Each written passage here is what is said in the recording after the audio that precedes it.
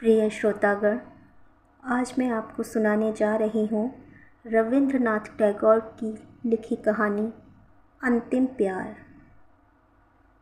तो चलिए शुरू करते हैं कहानी।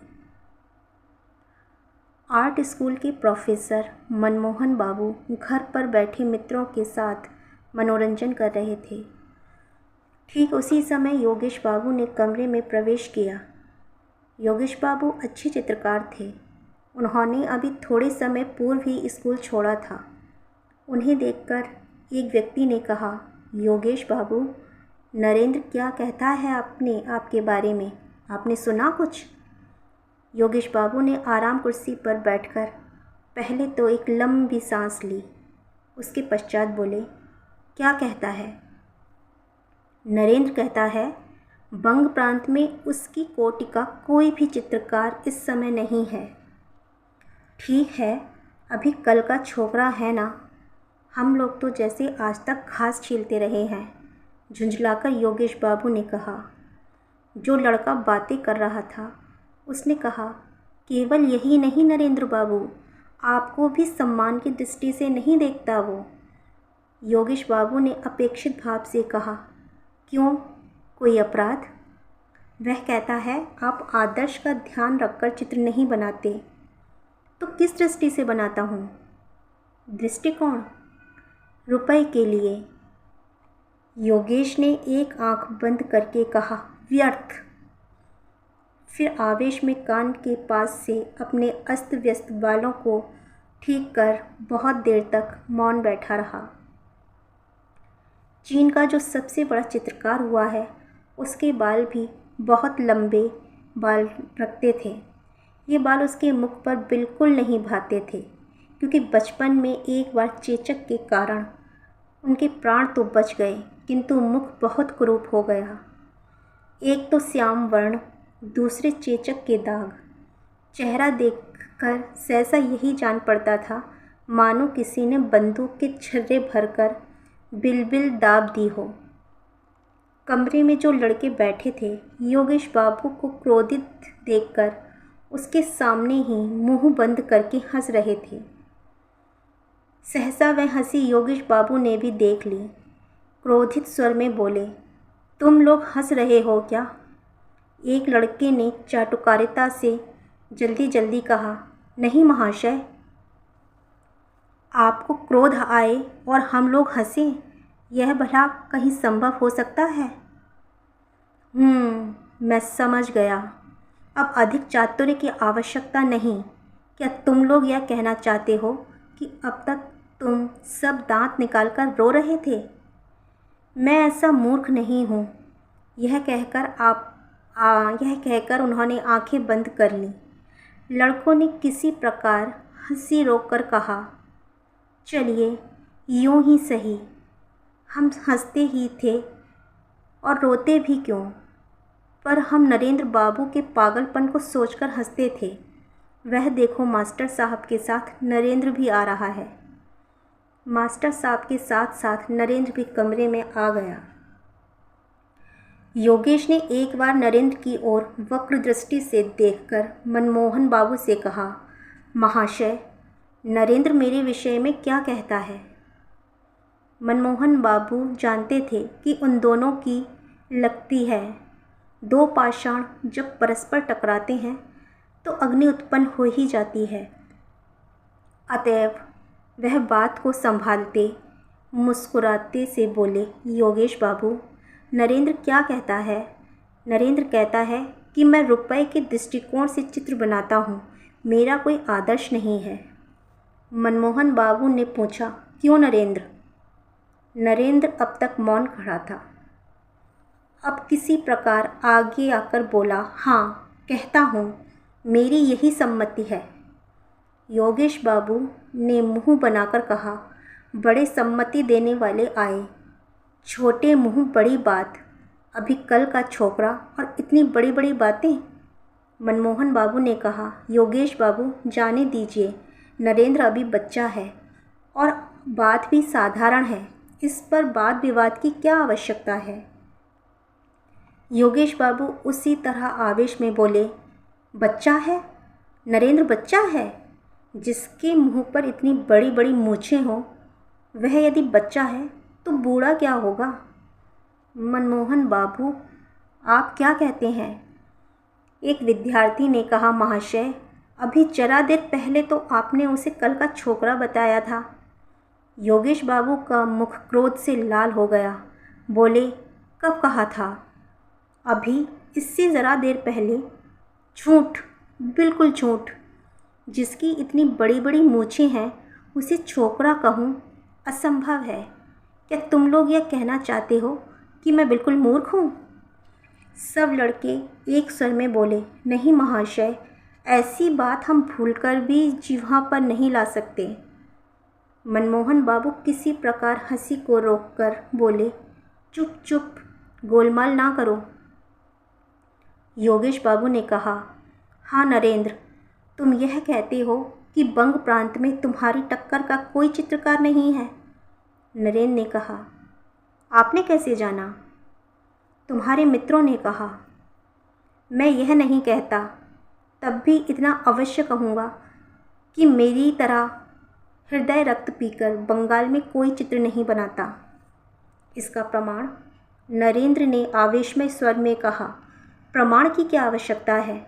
मेरा यह अपना सही विचार है। तुम्हारा विचार असत्य है। नरेंद्र बहुत कम बोलने वाला व्यक्ति था। उसने कोई उत्तर नहीं दिया। मनमोहन बाबू ने इस अप्रिय वार्तालाप को बंद करने के लिए कहा, नरेंद्र, इस बार प्रदर्शनी के लिए तुम चित्र बनाओगे ना? नरेंद्र ने कहा, विचार तो है, देखूंगा तुम्हारा चित्र कैसा रहता है।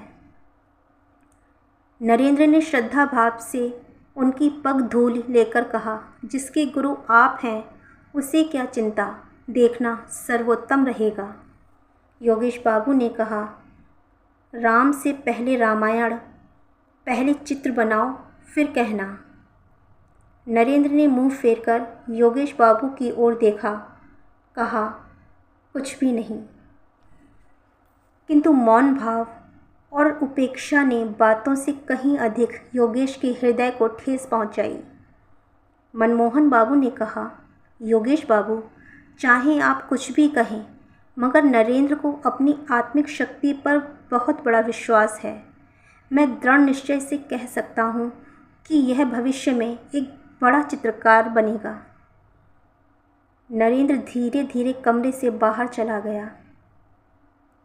एक विद्यार्थी ने कहा, प्रोफेसर साहब, नरेंद्र में किसी सीमा तक विक्षिप्तता की झलक दिखाई नहीं देती है।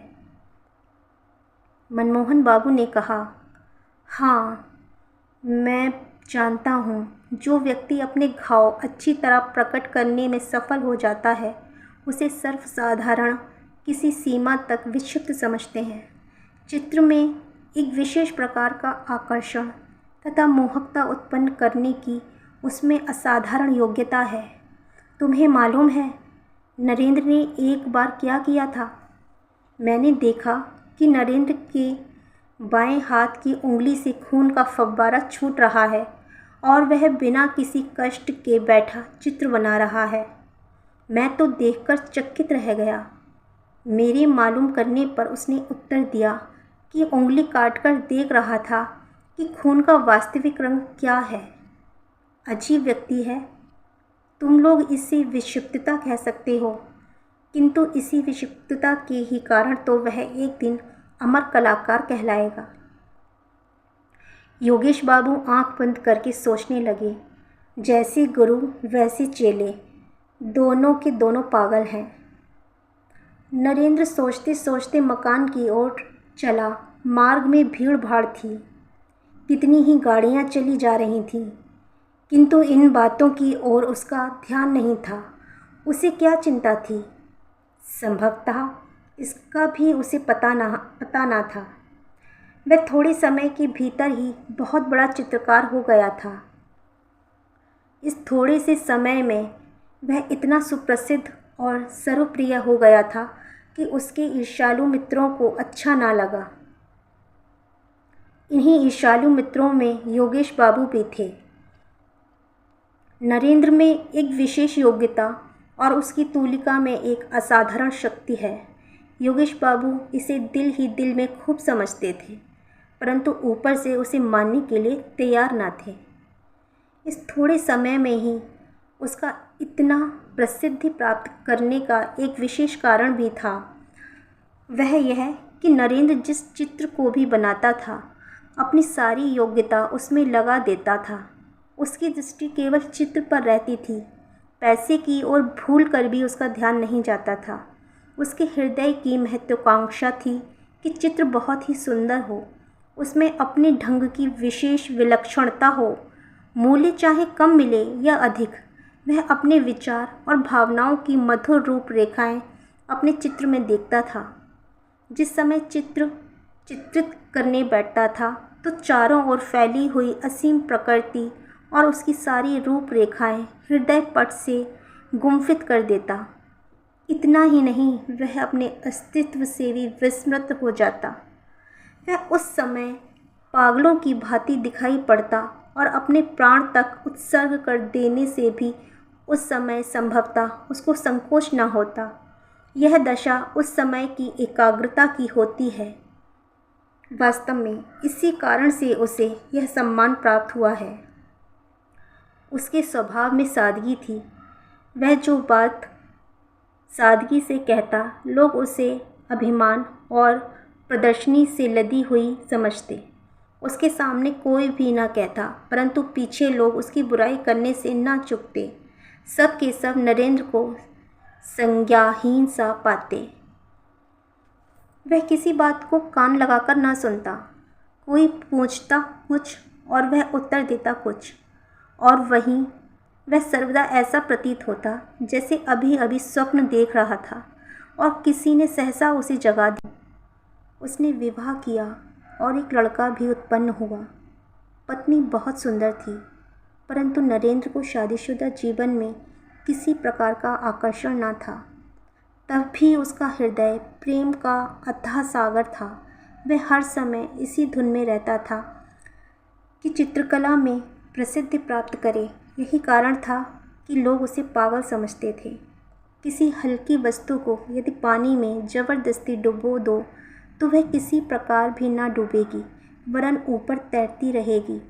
ठीक यही दशा उन लोगों की होती है जो अपने धुन के पक्के होते हैं। वह सांसारिक दुख सुख में किसी प्रकार डूबना नहीं जानते। उनका हृदय हर समय कार्य की पूर्ति में संलग्न रहता है। नरेंद्र सोचते सोचते अपने मकान के सामने आ खड़ा हुआ। उसने देखा कि द्वार के समीप उसका 4 साल का बच्चा मुंह में उंगली डाले किसी गहरी चिंता में खड़ा है। पिता को देखते ही बच्चा दौड़ता हुआ आया और दोनों हाथों से नरेंद्र को पकड़कर बोला, बाबूजी। क्यों बेटा? बच्ची ने पिता का हाथ पकड़ लिया और खींचते हुए कहा, बाबूजी देखो, हमने एक मेंढक मारा है जो लंगड़ा हो गया है। नरेंद्र ने बच्चे को गोद में उठाकर कहा, तो मैं क्या करूं? तू बड़ा पाजी है। बच्चे ने कहा, वह घर नहीं जा सकता, लंगड़ा हो गया है। कैसे जाएगा? चलो उसे गोद में उठाकर घर पहुंचा दो। नरेंद्र ने बच्चे को गोद में उठा लिया और हंसते हंसते घर में ले गया। एक दिन नरेंद्र को ध्यान आया कि इस बार की प्रदर्शनी में जैसे भी हो अपना एक चित्र भेजना है। कमरे की दीवार पर उसके हाथ के कितने ही चित्र लगे हुए थे। कहीं प्राकृतिक दृश्य, कहीं मनुष्य के शरीर की रूपरेखा, कहीं स्वर्ण की भांति सरसों के खेत की हरियाली, जंगली मनमोहक दृश्य वाली, और कहीं वे रास्ते जो छाया वाले वृक्षों के नीचे से टेढ़े मेढ़े तिरछे होकर नदी के पास जा मिलते थे। धुएं की भांति गगनचुंबी पहाड़ों की पंक्ति जो तेज़ धूप में स्वयं झुलसी जा रही थी, और सैकड़ों पथिक धूप से व्याकुल होकर छायादार वृक्षों के समूह में शरणार्थी थे। ऐसे कितने ही दृश्य थे। दूसरी ओर अनेकों पक्षियों के चित्र थे। उन सबके मनोभाव उनके मुखों से प्रकट हो रहे थे। कोई गुस्से में भरा हुआ था तो कोई चिंता की अवस्था में, तो कोई प्रसन्न मुख। कमरे के उत्तरीय भाग में खिड़की के समीप एक अपूर्ण चित्र लगा हुआ था। उसमें ताड़ के वृक्ष के समूह के समीप सर्वदा मौन रहने वाली छाया के आश्रय में एक सुंदर नव युवती नदी के नीलवर्ण जल में अचल बिजली सी मौन खड़ी थी। उसके होठों और मुख की रेखाओं में चित्रकार ने हृदय की पीड़ा अंकित की थी। ऐसा प्रतीत होता था मानो चित्र बोलना चाहता है, किंतु यौवन अभी उसके शरीर में पूरी तरह प्रस्फुटित नहीं हुआ है। इन सब चित्रों में चित्रकार की इतने दिनों की आशा और निराशा मिश्रित थी, परंतु आज उन चित्रों की रेखाओं और रंगों ने उसे अपनी ओर आकर्षित न किया। उसके हृदय में बार बार यही विचार आने लगा कि इतने दिनों उसने केवल बच्चों का खेल किया है, केवल कागज़ के टुकड़ों पर रंग पोता है। इतने दिनों से उसने जो कुछ रेखाएं कागज़ पर खींची थीं, वे सब उसके हृदय को अपनी ओर आकर्षित ना कर सकी, क्योंकि उसके विचार पहले की अपेक्षा बहुत उच्च थे। उच्च ही नहीं बल्कि बहुत उच्चतम होकर चील की भांति आकाश में मंडराना चाहते थे। यदि वर्षा ऋतु का सुहावना दिन हो तो क्या कोई शक्ति उसे रोक सकती थी? वह उस समय आवेश में आकर उड़ने की उत्सुकता में असीमित दिशाओं में उड़ जाता, एक बार भी फिरकर नहीं देखता। अपनी पहली अवस्था पर किसी प्रकार भी वह संतुष्ट नहीं था।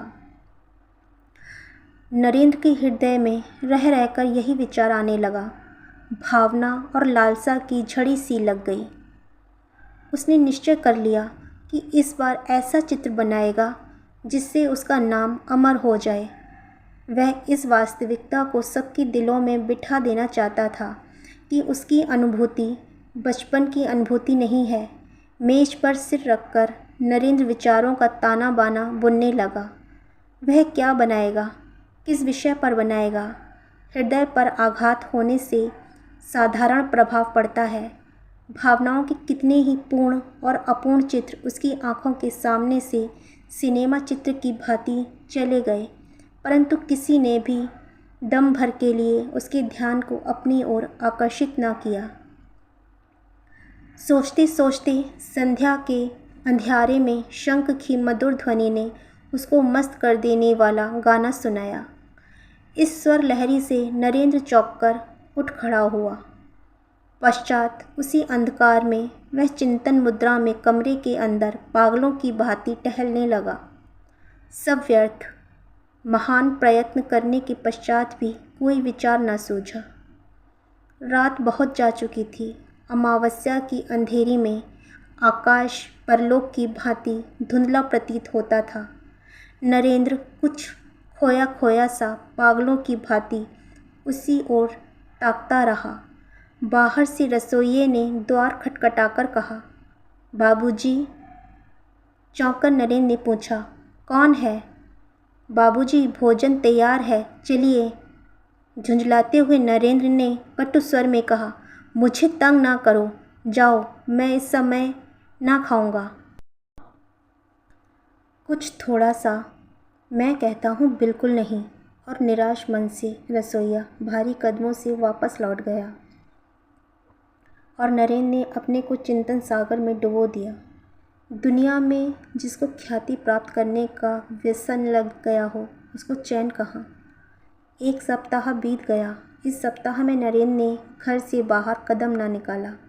घर में बैठा सोचता रहा, किसी न किसी मंत्र से तो साधना की देवी अपनी कला दिखाएगी ही।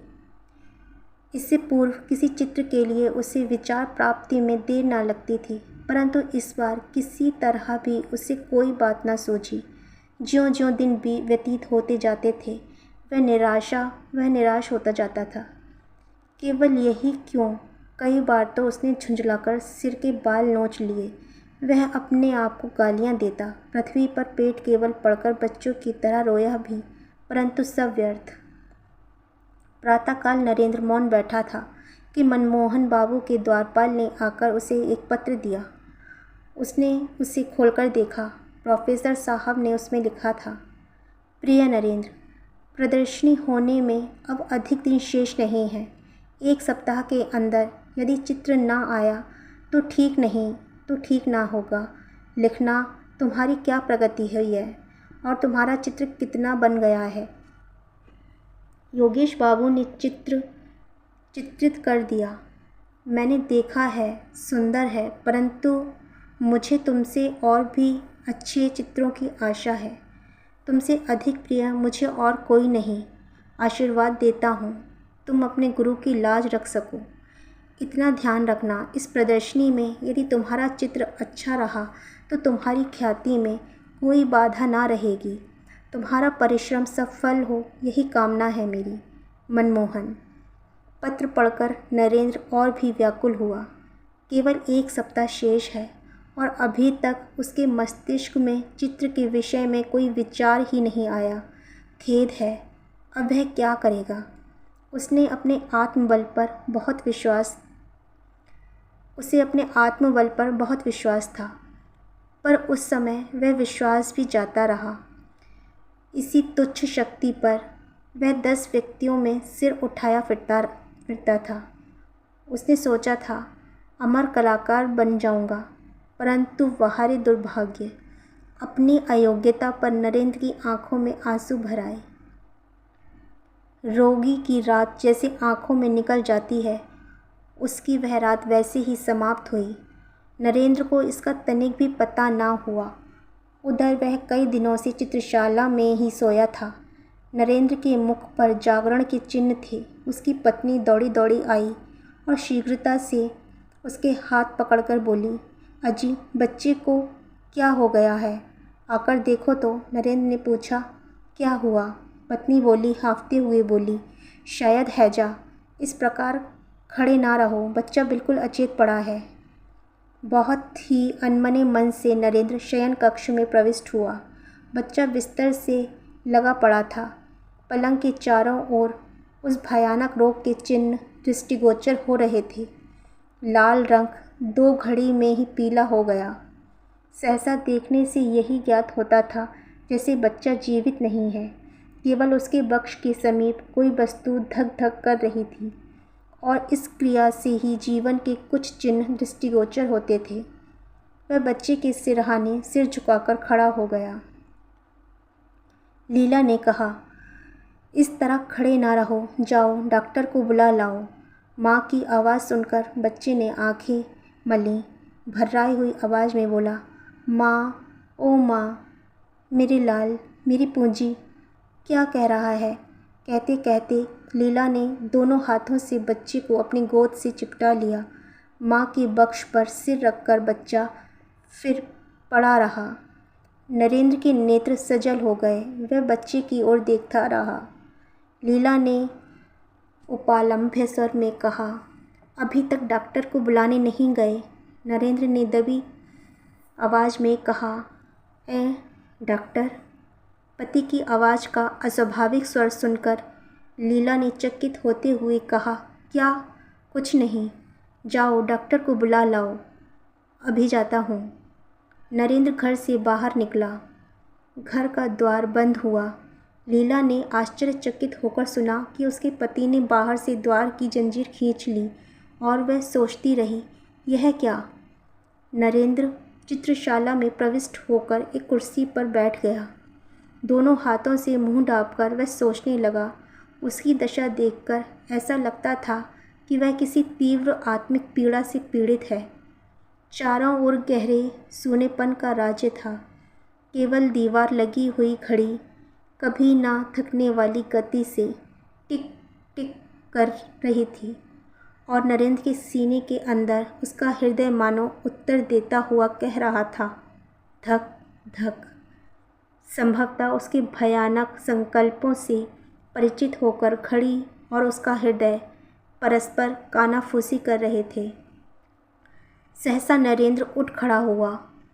संज्ञाहीन अवस्था में कहने लगा, क्या करूं। ऐसा आदर्श फिर ना मिलेगा, परंतु वह तो मेरा पुत्र है। वह कहते कहते रुक गया। मौन होकर सोचने लगा। सहसा मकान के अंदर से सनसनाते हुए बाण की भांति हाय की हृदय बेधक आवाज़ उसके कानों में पहुंची। मेरे लाल, तू कहाँ गया? जिस प्रकार चिल्ला टूट जाने से कमान सीधी हो जाती है, चिंता और व्याकुलता से नरेंद्र ठीक उसी तरह सीधा खड़ा हो गया। उसके मुख पर लाली का चिन्ह तक न था। फिर कान लगाकर उसने आवाज़ सुनी। वह समझ गया कि बच्चा चल बसा। मन ही मन बोला, भगवान तुम साक्षी हो, मेरा इसमें कोई अपराध नहीं। इसके बाद वह अपने सिर के बालों को मुट्ठी में लेकर सोचने लगा, जैसे कुछ समय पश्चात ही मनुष्य निद्रा से चौंक उठता है। उसी प्रकार चौंककर जल्दी जल्दी मेज पर से कागज़, तूलिका और रंग आदि लेकर वह कमरे से बाहर निकल गया। शयन कक्ष के सामने एक खिड़की के समीप आकर वह अचकचा कर खड़ा हो गया। कुछ सुनाई देता है क्या? नहीं, सब खामोश है। उस खिड़की से कमरे का आंतरिक भाग दिखाई पड़ रहा था। झांककर भय से थर-थर कांपते हुए उसने देखा तो उसके सारे शरीर में कांटे से चुभ गए। बिस्तर उलट-पुलट हो रहा था।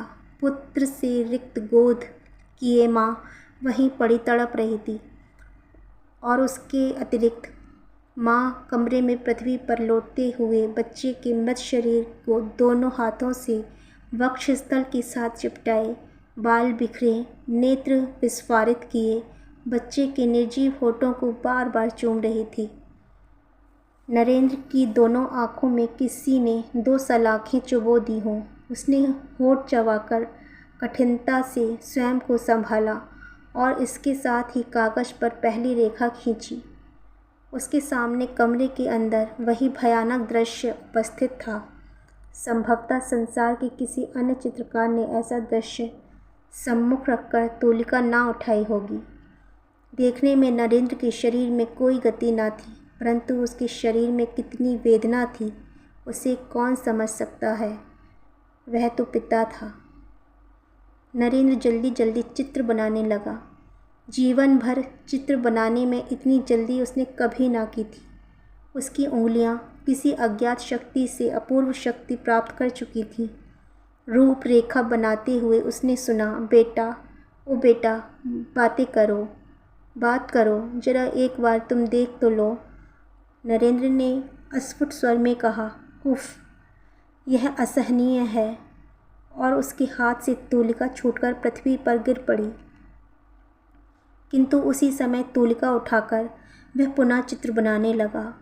रह रह कर लीला का क्रंदन रुदन कानों में पहुंचकर हृदय को छेड़ता और रक्त की गति को मंद करता, और उसके हाथ स्थिर होकर उसकी तूलिका की गति को रोक देते। इसी प्रकार पल पल बीतने लगे। मुख्य द्वार से अंदर आने के लिए नौकर ने शोर मचाना शुरू कर दिया था, परंतु नरेंद्र मानो इस समय विश्व और विश्वव्यापी कोलाहल से बाहर हो चुका था। वह कुछ भी न सुन सका। इस समय वह एक बार कमरे की ओर देखता और एक बार चित्र की ओर, बस रंग में तूलिका डुबोता और फिर कागज़ पर चला देता। वह पिता था, परंतु कमरे के अंदर पत्नी के हृदय से लिपटे हुए मृत बच्चे की याद भी वह धीरे धीरे भूलता जा रहा था। सहसा लीला ने उसे देख लिया।